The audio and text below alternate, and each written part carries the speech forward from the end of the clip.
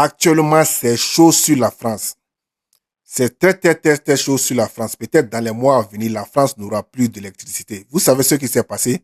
Le Niger a décidé de vendre le stock de l'uranium, car le général Tchani avait bel et bien dit que les ressources naturelles du Niger appartiennent au Niger et non à la France. Donc le Niger a décidé de transporter l'uranium via le port du Togo. Donc la France est en train de crier au scandale. La France est en train de dire que l'uranium l'appartient, que ce n'est pas pour le Niger. Franchement, c'est bizarre, hein?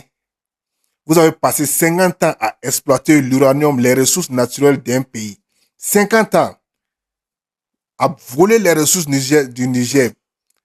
Au moment où le général Tchani est venu, le général Tchani s'est rendu compte que l'uranium du Niger, au moment où la France était en train d'extraire l'uranium du Niger et où la France vendait l'uranium du Niger sur le marché international, ça n'avait même pas le même prix. Le prix que la France vendait l'uranium du Niger allait plus de 55 millions de francs CFA par tonne ou bien par quoi la même. Mais actuellement, le Niger a bien su que l'uranium du Niger peut être vendu à des milliards de francs CFA. Donc le Niger a pris sa responsabilité et essayer de vendre son uranium sur le marché international sans l'intermédiaire de la France.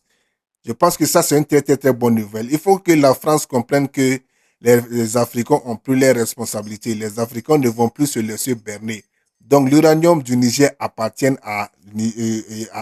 au gouvernement nigérien, au peuple du Niger. Est-ce que vous voyez? Donc, pour cela, les Français sont furieux. Ils ont convoqué le Niger sur, je sais pas, à la Cour internationale de justice ou quoi la même, soit disant que l'uranium du Niger les appartient. Pourquoi? C'est votre uranium. À un moment donné, il faut apprendre à respecter les Africains. L'uranium du Niger est bel et bien pour les Nigériens et non pour la France. Donc, je pense que la France, elle va faire tout son possible pour essayer de déstabiliser le Niger, pour prendre le contrôle des ressources naturelles du Niger. Donc, il faut que l'AES se donne la main. Il faut que l'AES continue à se soutenir, que ce soit Assimi, que ce soit IB, que ce soit Tchani, parce qu'ils sont sur la bonne voie. La France, sans les ressources naturelles de l'Afrique, la France, elle n'est rien. La France n'a pas de ressources naturelles. Depuis des siècles et des siècles, la France ne fait que voler les ressources naturelles de l'Afrique. Donc, actuellement, la France n'a plus la main sur l'uranium du Niger. Donc, ça cause un réel problème à la France. Peut-être dans des jours à venir, dans des mois à venir, ou dans des années à venir, toutes les centrales nucléaires françaises peut-être seront à l'arrêt, faute de l'uranium. C'est pourquoi la France, elle veut faire tout son possible pour essayer d'attaquer le Niger. Donc nous tous, il faut se lever pour soutenir le Niger, car le président Tchani est sur la bonne voie. Le président Tchani est sur la bonne voie. Je pense que c'est une très, très, très bonne nouvelle. Il faut que les ressources naturelles africaines reviennent aux Africains. Imagine, on dit le Niger est l'un des pays les plus pauvres du monde entier. Ça, c'est le classement que les Européens ont fait. C'est-à-dire comment on peut avoir ces gens de ressources et être pauvre. Le Niger n'a pas envié à l'Arabie Saoudite.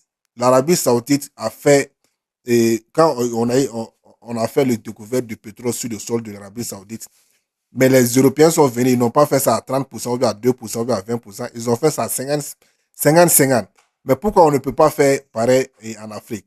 Si vous voulez signer un partenariat avec l'Afrique, il faut venir, on discute, on fait 50-50, mais ne venez pas nous exploiter. Est-ce que vous voyez? Donc n'oubliez pas de vous abonner à la chaîne et on se dit à la prochaine.